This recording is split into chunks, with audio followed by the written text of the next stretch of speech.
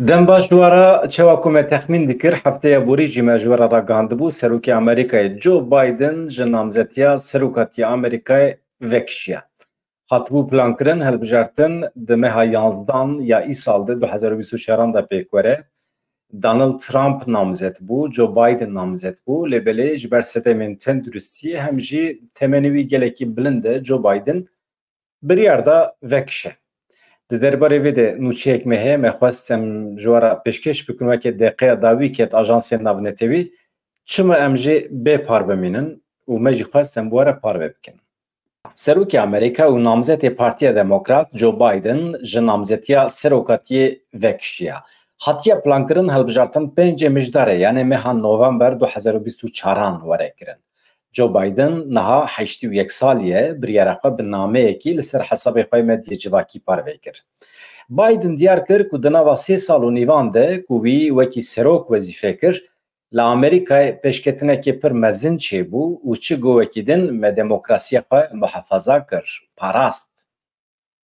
Biden da zanîn ku ji bo wî serbilindiyê herî mezin e ku wî wekî Serokê Amerîkayê erka xwe wezîfeya xwe anî cih û wiha domand. Niyeta min hebû ku cardin têkevim hilbijartinê lêbelê min biryar da ji bo partiya min, ji bo welatê min ya baş ew e vekişim. Ji neho pêve ez ê tenê li ser wezîfeyên xwe yên serokatiyê bisekinim. Biden eşkere kir ew ê di derbarê biryara xwe de di nava çend rojên pêş me de jî xîtabê gel bike.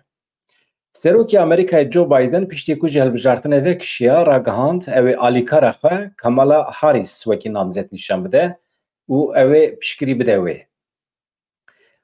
Raqîbê wî çi got, Serokê Amerîkayê berê Donald Trump got, Biden tu wextî ji bo serokatiyê namzetekî guncaw nebû, rewşa wî ji bo dewamkirina serokatiyê jî nemüsaîd bû. Biden di sala 2020 de bi sayê derew bi nûçeyên derew serokatî qezenj kir dibêje Donald Trump. Doktorê wî her wiha kesên derdora wî dizanîbûn ku Biden nikare bibe serok.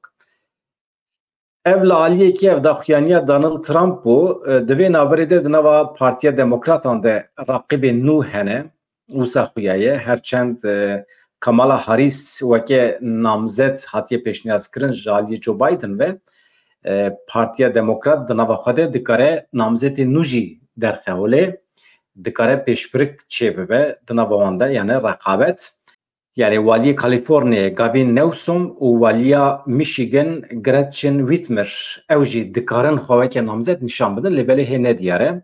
Lewma dibe ku di nava demokratan de rekabet kûr bibe ka wê kî bibe namzet li gel Kamala Harris. Baş e nûçe bi vî rengî ye weke nûçeya deqeya dawî nûçeya lezgîn kete ajansan me jî bi were par vekir. Di rojên pêş me de daxuyaniya berfireh ya Joe Biden hebe em ê dîsa li vê derê bi were bin. Dem baş.